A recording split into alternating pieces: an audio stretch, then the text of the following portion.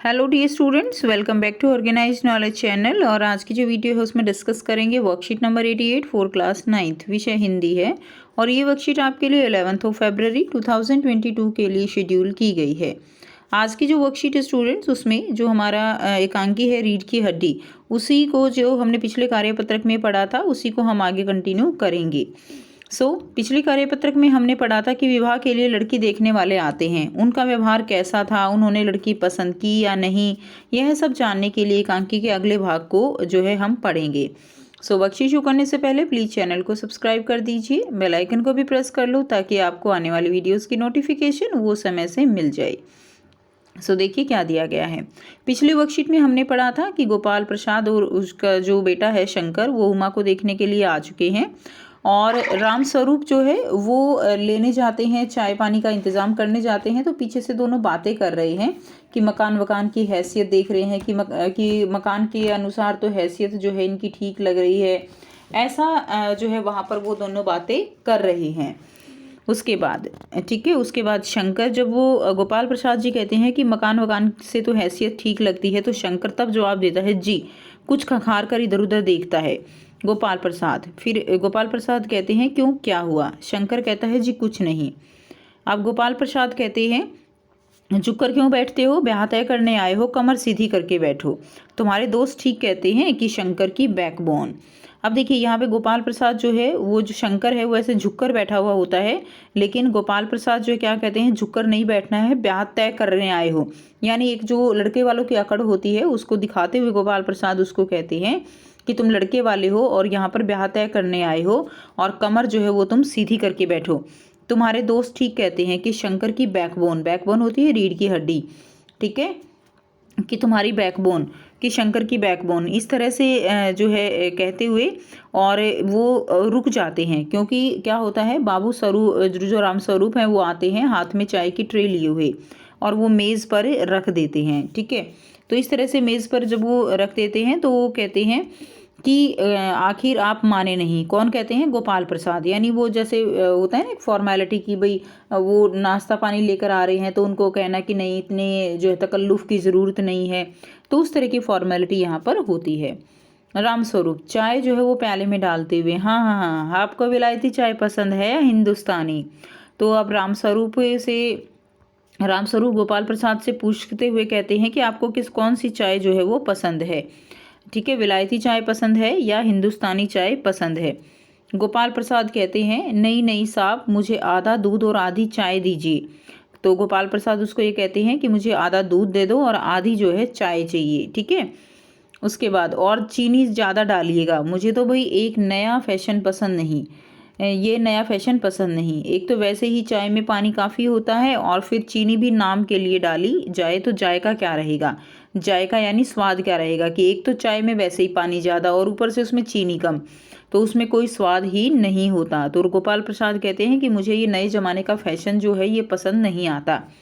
राम स्वरूप हाँ हाँ, कहते तो आप सही हैं, प्याला पकड़ाते हैं।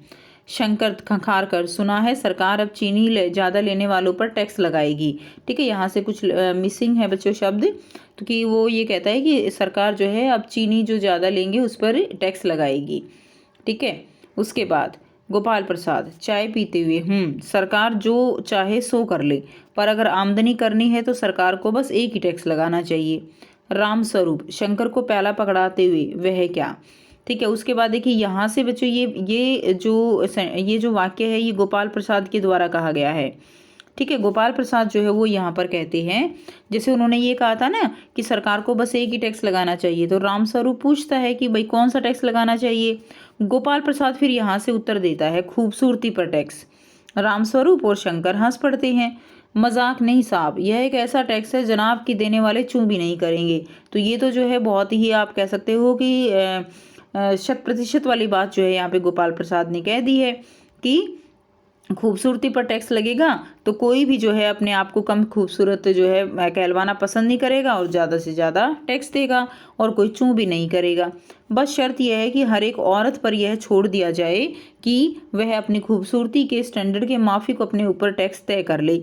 ठीक है। यानी एक तरह से औरत जो है एक तरह से हर एक औरत अपने आप को बहुत ज़्यादा खूबसूरत मानती हैं, तो उसी चीज़ पर एक तरह से व्यंग्य करते हुए यहाँ पे गोपाल प्रसाद ने कहा है कि हर एक औरत के ऊपर छोड़ दे कि वो कितना टैक्स तय करना चाहती है अपनी खूबसूरती के हिसाब से, और हर कोई अपने आप को खूबसूरत जो है कहलवाना चाहेंगी, इसलिए ज़्यादा से ज़्यादा टैक्स जो है वो भर देंगी। फिर देखिए सरकार की कैसी आमदनी बढ़ती है। फिर रामस्वरूप क्या कहते हैं, रामस्वरूप कहते हैं जोर से हंसते हुए, वाह वाह खूब सोचा आपने, वाकई आजकल यह खूबसूरती का सवाल भी बेढब हो गया है। हम लोगों के ज़माने में तो यह कभी उठता भी न था, कि हम लोगों के ज़माने में ये सवाल भी जो है कभी नहीं उठता था इस तरह का खूबसूरती का। अब तस्त्री गोपाल प्रसाद की तरफ बढ़ाते हैं, लीजिए। ठीक है, तस्त्री यानी जो प्लेट होती है उसको गोपाल प्रसाद की तरफ करते हैं। गोपाल प्रसाद जो है समोसा उठाते हुए, कभी नहीं साहब कभी नहीं। तो उसको यही कहते हैं कि कभी नहीं साहब, ऐसा सवाल जो है ये खूबसूरती वाला सवाल हमारे ज़माने में नहीं उठता था। अब आपको यहाँ पर 3 प्रश्न दिए गए हैं जिनके आंसर हम 1 बाय 1 करेंगे। प्रश्न 1 है, गोपाल प्रसाद शंकर से कहते हैं कि झुककर क्यों बैठते हो, ब्याह तय करने आए हो, कमर सीधी करके बैठो। इस वाक्य से गोपाल प्रसाद की कौन सी मानसिकता का पता चलता है? तो आंसर रहेगा इस वाक्य से उनके लड़के होने वाली अकड़ और जो है लड़के वाले होने की अकड़ और लड़की वालों के बारे में नीची मानसिकता का पता चलता है। ठीक है, तो ये इसका आंसर रहेगा। नेक्स्ट देखिए प्रश्न 2 है, विलायती शब्द का अर्थ इस एकांकी में विदेशी या दिखावे की संस्कृति से है। विदेशी फैशन और वस्तुओं के प्रयोग से आप कहाँ तक सहमत हैं, अपने विचार लिखिए। तो विदेशी फैशन और वस्तुएं ज़्यादा टिकाऊ नहीं होती हैं। देसी वस्तुओं का प्रयोग जो है वो आज भी किया जाता है।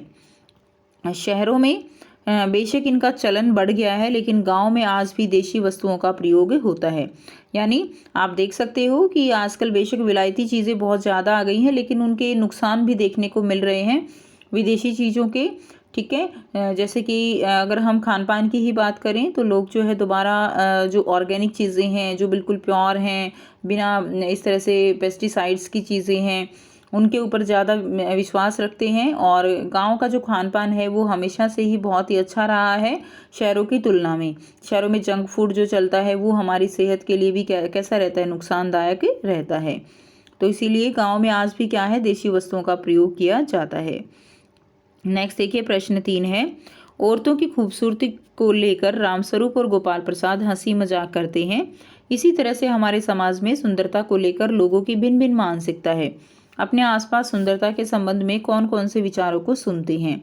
तो आज भी हमारे समाज में कुछ लोगों की मानसिकता है कि वह सुंदर स्त्रियों को ज़्यादा मान सम्मान की नज़रों से देखते हैं और उनकी खूबसूरती की तारीफ की जाती है। ऐसे लोग भूल जाते हैं कि खूबसूरती गुणों से होती है, तन से नहीं होती है। इसके अलावा और भी आप लिख सकते हो, जैसे लोगों की भिन्न भिन्न मानसिकता, जैसे कुछ लोगों की मानसिकता है कि खूबसूरती जो है गुणों में होती है, तन से नहीं होती है। कुछ लोग मानते हैं कि नहीं, खूबसूरत होना तो बहुत ज़रूरी है। ठीक है, तो ये अलग अलग लोगों की क्या है, मानसिकता है। तो इस तरह से आप अपना आंसर लिख सकते हो। तो ये थी स्टूडेंट्स आपकी आज की हिंदी की वर्कशीट। आई होप सभी बच्चों को ये क्लियर है। कोई भी डाउट है तो आप पूछ सकते हो। वीडियो अच्छी लगे तो वीडियो को ज़रूर से लाइक कर दीजिए, शेयर कर दीजिए और चैनल को सब्सक्राइब कर लीजिए। So thanks for watching, have a nice day.